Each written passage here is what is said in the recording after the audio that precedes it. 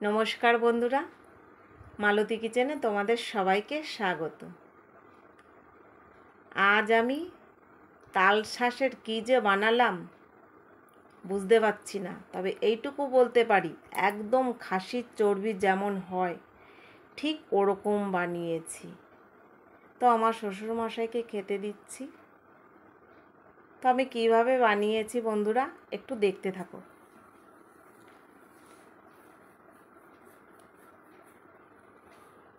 দেখো, তালশাঁসগুলো নিয়ে এসছে। এবার তালশাঁসগুলো ছাড়িয়ে নেব।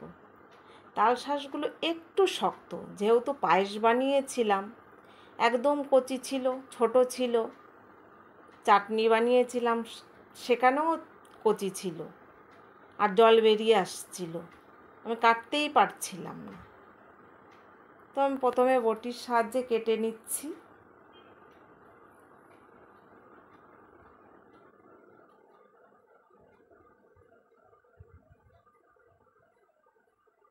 খুব স্লিপ কাটছে।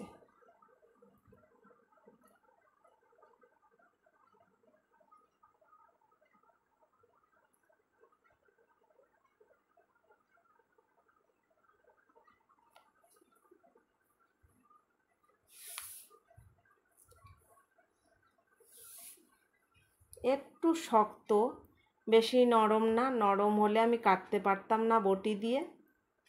দেখো এত স্লিপ কাটছে, মানে কি বলবো তোমাদের। এই দেখো, পড়েই গেল, এত স্লিপ কাটছে। যাই হোক, আমি এবার ছুরি দিয়ে কাটছি। আমি বটি দিয়ে কাটছি না, হচ্ছে না, দেরি হচ্ছে। আর আমি ছুরি নিয়ে নিয়েছি, কেন ছুরি দিয়ে খুব ভালোই কাটা হচ্ছে। জাস্ট আঁশটা একটু ছাড়িয়ে নিতে হবে।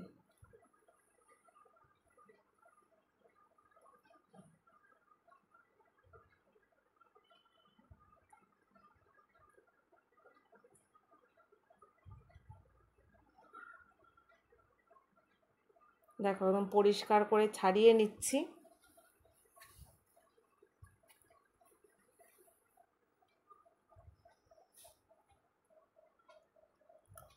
এবার এটাকে ধুয়ে নেব।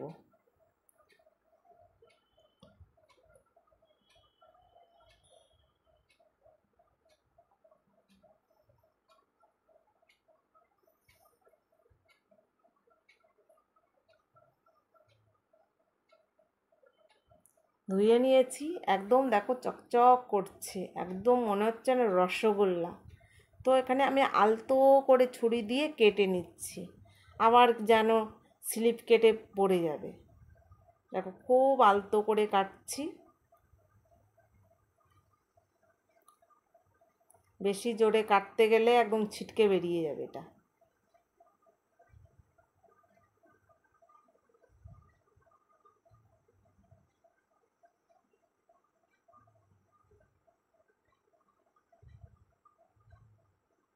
এই দেখো, আবার ছিটকে ছিটকে বেরিয়ে যাচ্ছে।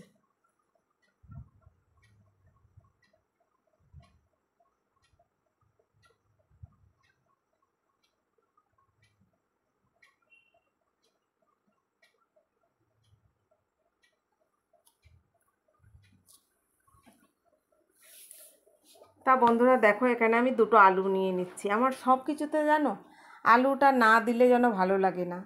তাও আলুটা একটু বড় বড় করে কেটে নিয়েছি। আর এখানে দেখো পেঁয়াজ কুচি, টমেটো কুচি, আর এখানে আদা আছে, আদা দিয়ে দিচ্ছি। একটু মশলাটা একটু বেশি করে নেব। আর এখানে দেখো লঙ্কা দিয়ে দিচ্ছি, কিন্তু এতটা মশলা আমি দেব না, একটু কিছুটা রেখে দেব। আর এখানে দেখো জিরে দিয়ে দিচ্ছি।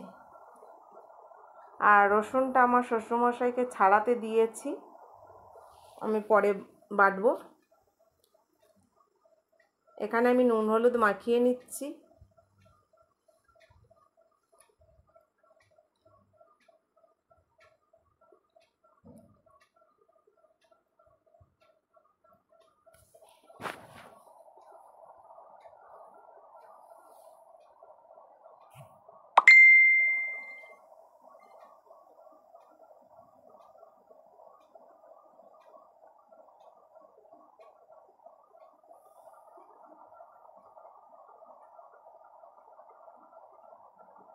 দেখো আলতো আলতো করে আমি এই তাল শাঁসটা মাখিয়ে নিচ্ছি নুন হলুদ।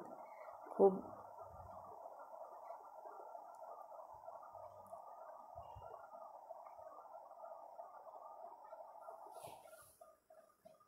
এবার কড়াইতে তেল দিয়ে দিয়েছি। এবার প্রথমে আমি আলুটা ভেজে নেব।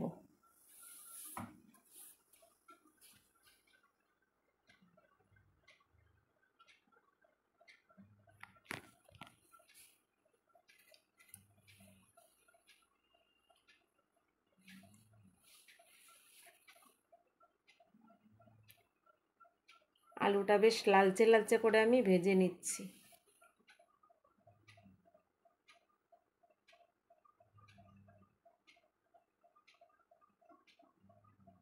আলুটা এবার তুলে নেব।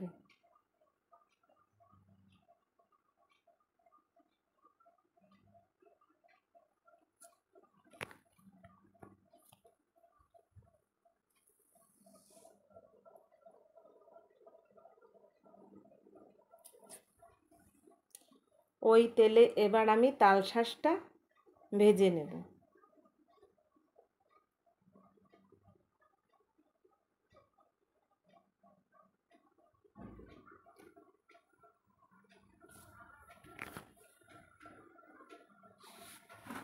দেখো মনে হচ্ছে এখানে আমি খাসির চর্বি, একদম নরম।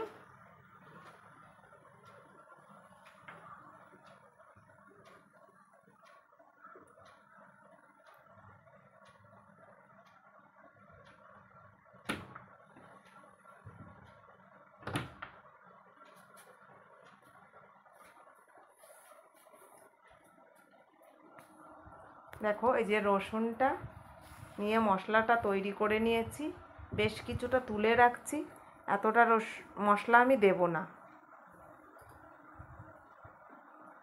এবার দেখো তাল শাঁসটাও ভেজে নিয়েছি।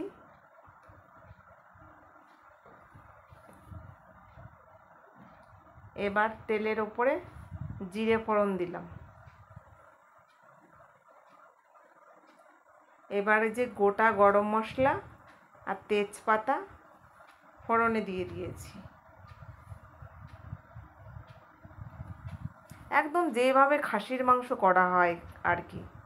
তো কুচনো পেঁয়াজগুলো তেলে দিয়ে দিলাম। ফোড়নটা দিয়ে সেরকমই গন্ধ আসছে, মনে হচ্ছে না আমি খাসির মাংস করব।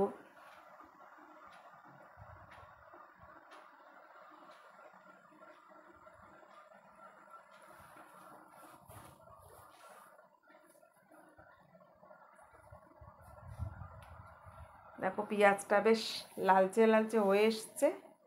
এখানে আমি নুন দিয়ে দেব, পেঁয়াজটা এবার নরম হয়ে যাবে। হলুদ দিয়ে দিচ্ছি।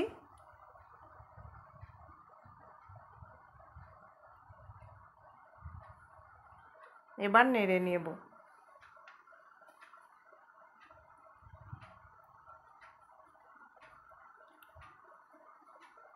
এবার টমেটো দিয়ে দিচ্ছি।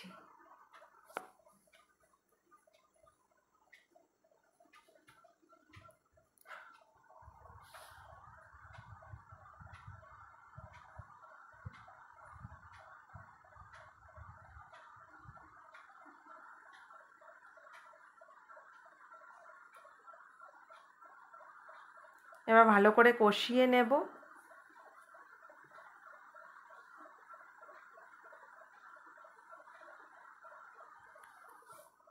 এবার এই যে মশলাটা দিয়ে দিচ্ছি। মশলাটা দিয়ে একটু ভালো করে নেড়ে নেব।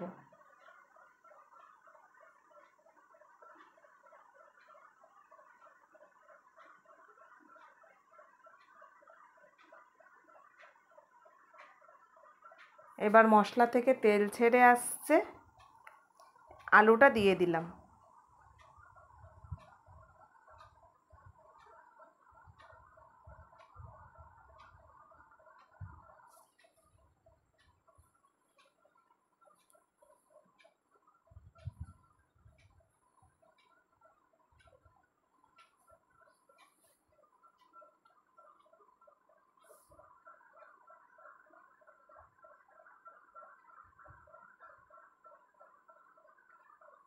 এবার এই যে তাল শাঁসটা দিয়ে দিয়েছি।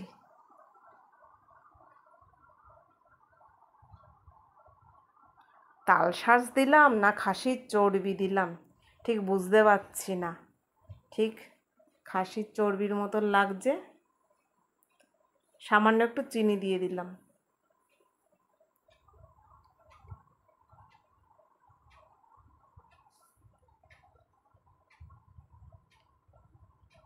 এই যে আমি বড় বড় করে আলুটা কেটে ফেলেছি না, আলুটা যদি একটু ছোট করে কাটতাম বা আলুটা যদি একটু ভালো করে নিভু আছে সেদ্ধ করে নিতাম, তাহলে আমার এই প্রেশার কুকারটা ব্যবহার করতে হতো না। আলুটা সেদ্ধ হচ্ছে না, অথচ তাল শাঁসটা একদম নরম, সেই কারণে আমি প্রেশার কুকার ব্যবহার করছি, যাতে আলুটা আমার সেদ্ধ হয়ে যায়।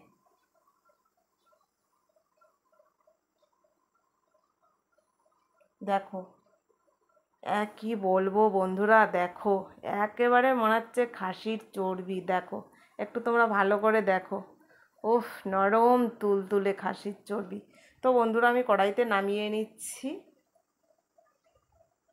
আমার রেডি, কি বলবো, তাল শাঁসের মানে কি বলবো, তাল শাঁসের দম না চর্বি না তাল গাছের দম। ধন্যবাদ।